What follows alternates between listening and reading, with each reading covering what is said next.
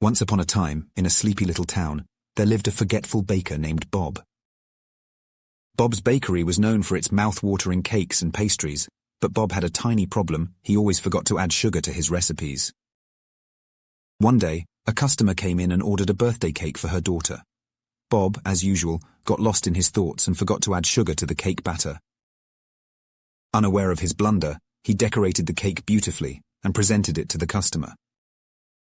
As the first bite was taken, everyone's face twisted in disbelief. The cake tasted terrible. Bob scratched his head, puzzled. The customer burst into laughter and exclaimed, "Well, this cake is certainly sugar-free." From that day on, Bob became famous for his unintentional sugar-free treats, and people would line up just to get a taste of his special creations.